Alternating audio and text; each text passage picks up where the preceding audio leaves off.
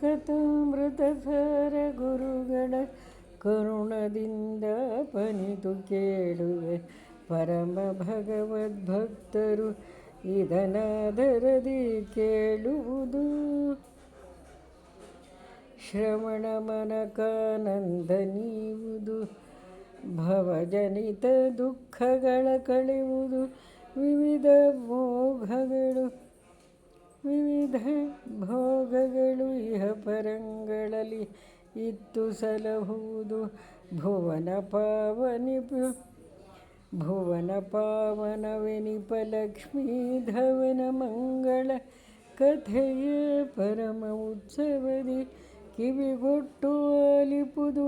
ಭೂಸುರರು ದಿನದಿ ಮಳೆಯ ನೀರು ಮಳೆಯ ನೀರು ಓಣಿಯೊಳು ಪರಿಯಲು ಬಳಸರೂರೊಳಗೆ ಇದ್ದ ಜನರು.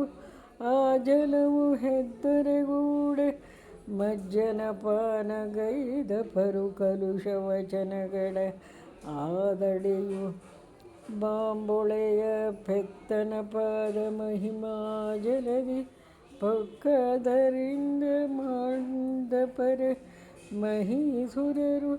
ಶ್ರುತಿತತಿಗಳ ಅಭಿಮಾನಿ ಲಕ್ಷ್ಮೀ ಸ್ತುತಿಗಳಿಗೆ ಗೋಚರಿಸದ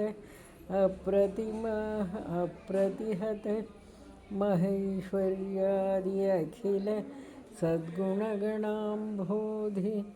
ಪ್ರತಿದಿವಸ ತನ್ನಹೃದಿ ಸೇವಾರತ ಮಹಾತ್ಮರು ಮಾಡುತ್ತಿಹ ಸಂಸ್ತುತಿಗೆ ವಶನಾಗುವೆನು.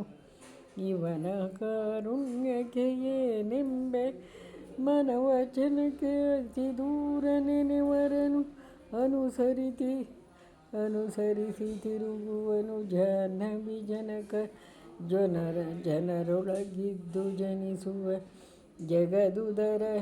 ತಾನು ಘನ ಮಹಿಮ ಗಾಂಗೆಯನುತ ಗಾಯನವ ಕೇಳುತ್ತ ಗಗನ ಝರವಾಹನ ದಿವೌಕಸರೊಡನೆ ಚರಿಸುವ ಮನೆಗಳಲ್ಲಿ ಮಲಗಿ ಪರಮಾದರದಿ ಪಾಡಲು.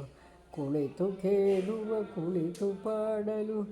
ನಿಲುವ ನಿಂತರೆ ನಲಿವ ನಲಿದರೆ ಒಲಿವ ನಿಮಗೆಂಬ ಸುಲಭನೋ ಹರಿ ತನ್ನವರನು. ಅರಗಳಿಗೆ ಬಿಟ್ಟಗಲನು ರಮಾಧವನ ಒಲಿಸಲರಿಯದೆ ಪಾಮರರು ಬಳಲುವರು ಭವದೊಳಗೆ.